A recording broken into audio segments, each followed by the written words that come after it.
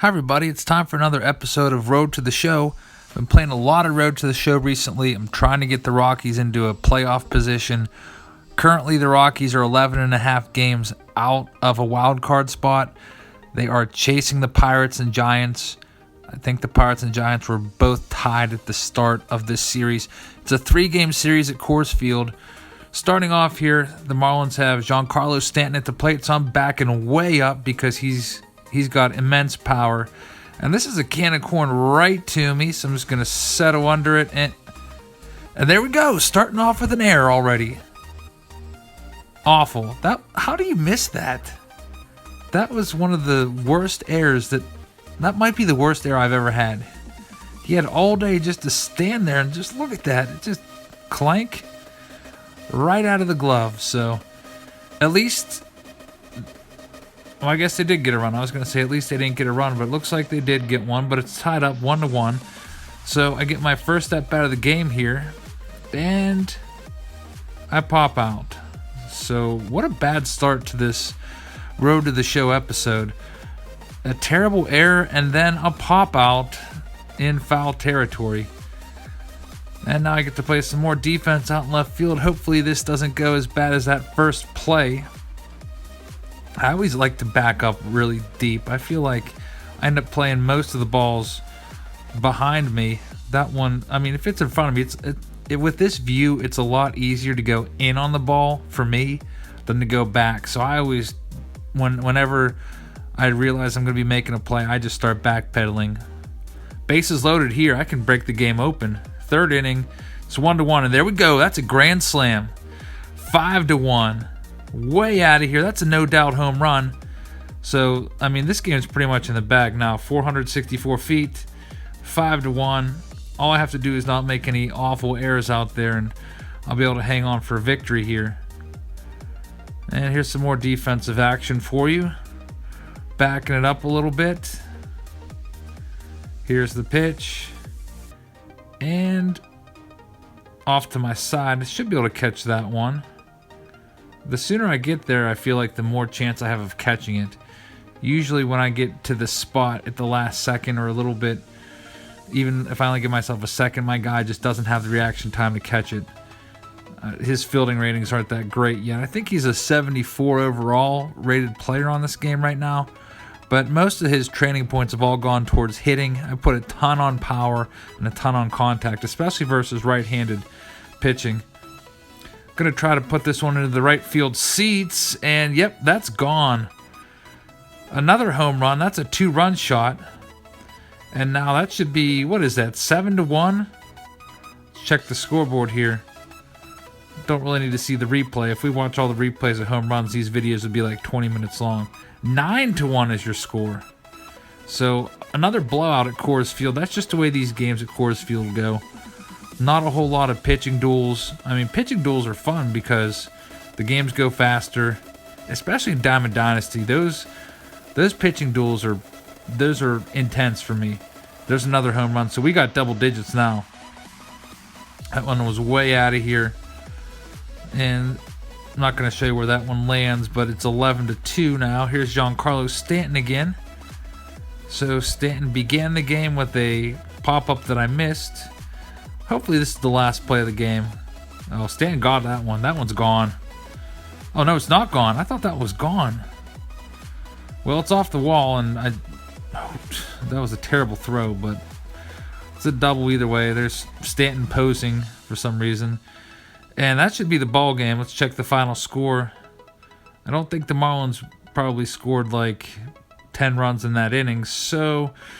Since I'm the MVP, we know that the Rockies won, and the final score there, you see it. The Rockies win, and they take Game 1 of the series. Now on to Game 2. Well, as we wait to get started, pitchers and catchers is right around the corner. That's the date when pitchers and catchers report from all the big league teams. And it looks like this year the earliest reporting date's February 12th, and that's only, what's today, the 6th? So 6 more days and spring training will be underway. Cannot wait. Looks like we've got about, I don't know, 4 teams reporting on the 12th, and the rest of them are like the 13th and 14th. I always get real jealous around this time, just like looking at Twitter of like people that I follow. They're out in Arizona or Florida and they're at spring training watching baseball, and I'm stuck here in the cold. Actually, it's supposed to go up to like 60 degrees tomorrow here in Pennsylvania, so that'll be nice. So I think the groundhog might have been wrong. I think that it's going to be an earlier spring. It went up to like 58 today. Took the family out to the park for a picnic, played on the playground and everything. Tomorrow it's going to be 60 degrees. I think we have some more 50-degree days in the future, so it's feeling like almost baseball weather around here in Pennsylvania. Really been wanting to get out there and fly my drone. It feels like it's been forever since I put the drone up. Just haven't really had the opportunity. I really don't want to fly it when it's like freezing temperatures or drizzling or whatever. So I'd like to get out to like Arizona and fly the drone out there. Maybe take some aerial footage of some of the stadiums. I think those would be cool videos, just because like people on the East Coast, you probably don't get out to Arizona that much. And some of the stadiums look pretty awesome out there. Just looking at some pictures, just like the backdrop and the geography that's all around, it just looks really cool. Something that I've never experienced. The farthest west I've ever been was Seattle. There's a home run, by the way. But I've never been to the Southwest, like Arizona, New Mexico, California. I've never been down that way, so this would be a real cool adventure if I could get out there. Still just trying to make it work, because the thing that's really hanging me up is I'm a teacher, so I have to work Monday through Friday. So if I went out to Arizona, I'd be there like for 2 days. And I'm just trying to look at the schedule and try and piece it together of where I could get the maximum amount of baseball into 2 days. Because if I'm going to go out there, I want to just see lots of baseball. I want to go to as many stadiums as I can. And I mean, still just looking at and figuring out the logistics of it. I'd like to take like a whole week off, but can't really do that. Unfortunately, Easter break this year is in like mid to late April, and for my school we have off, I want to say the break is 6 days. It's like Thursday, Friday, Saturday, Sunday, then Monday and Tuesday, because they build in a bunch of snow days around it, and we haven't had a single day off for snow yet this whole school year. So we're gonna have a really long Easter break. A few of the past seasons Easter break has been in March, and I've been able to go down to spring training and just enjoy like 4 or 5 days down there. But this year looks like I'm really thinking about going down to Atlanta during Easter break, seeing maybe the Padres down there. It's going to be pretty crowded, but I think that would just be really awesome to see the new stadium, kind of still in April, because it's not going to be really packed, but it'll still be pretty busy. Anyway, I just hit a home run, 413 feet. That's not too shabby going Oppo, but this game is pretty much a blowout. I think we're going to lose this one. The score right now is 8-4, and it's getting a little bit late, so this one isn't really going my way. Let's see if I can change that. I mean, I can't really do too much in the field except for catch the ball. I need these guys to get on base, but I think like 2 or 3 of the guys in my lineup are hitting under 200 right now. The Rockies traded and got a bunch of minor leaguers, so if you saw the lineup 1 through 9, you might only recognize maybe like 3 players tops. And now it's time for game 3. This is the rubber match, so this game will determine who wins the series. Right now it's 1-1 in the series. I would definitely like to win this one, take 2 out of 3 from the Marlins. At the beginning of the series, the Marlins were 8.5 games out of the wild card, and the Rockies were 11.5 out. So if we take 2 out of 3, we'll pick up a game. We'll net a game on them. And there's a home run, so that's a good start. That's going to be a 2-run shot. Way out there. A lot of room out there. Lots of seats out in Coors Field. Lots of room to run around during batting practice, it looks like. By the way, that looked like Jose Fernandez that I hit that home run off of. Jose Fernandez, as you know, passed away in September. Near the very end of the season, he was in a boat crash down in Miami. Just a terrible loss. Didn't get to see Fernandez play too often because the Marlins and Pirates only play each other usually around 6 times a year. But in the time he was in the league, which wasn't that long because he missed an entire season to Tommy John, he threw me 2 baseballs. Threw me one this past year, 2016. Kind of cool that I got baseballs from him, Yordano Ventura, and Oscar Taveras. All three of those players passed away much too soon. But it's cool that I was able to get a ball from those three guys. Got one from Ventura in Cleveland. I got one from Taveras when he was a call-up with the Cardinals. He had a home run that I caught out in section like 140, 141, right around there. And you just never know. But here's another home run. This one's a dinger off Fernandez. So in real life, Fernandez is probably going to be pitching me inside the rest of this game, not letting me do that again, especially because my guy here just kind of showed him up a little bit with the bat drop.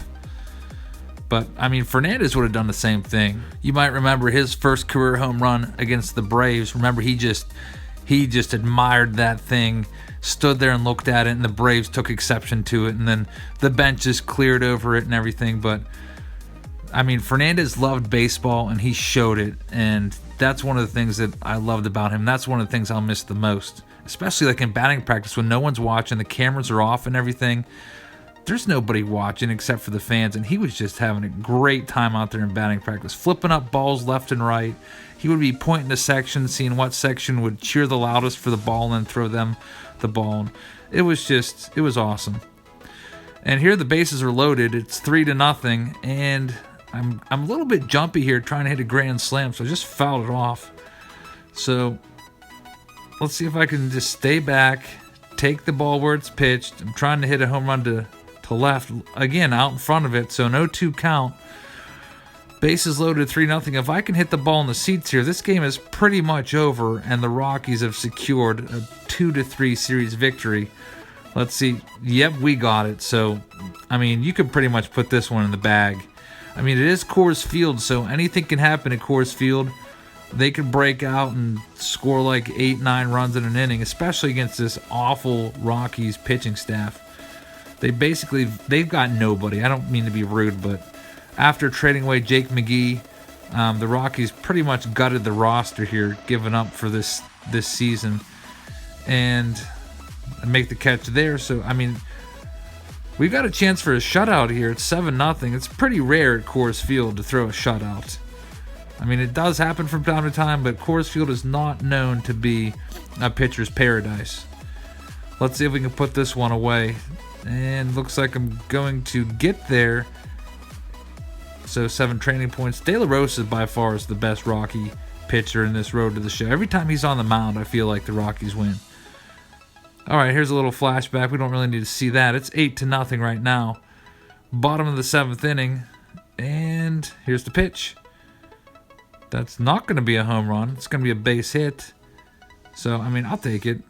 Helps my batting average out. Gives me some training points. And that's the ball game. So I'm assuming that the Rockies won. Final score, not a shutout, 8-3. We'll take that. Let's check the scoreboard real quick. The Rockies and the wild card are still 11.5 games back. The Pirates won 2 out of their last 3 also. Thanks for watching, everybody. Texas Rangers up next.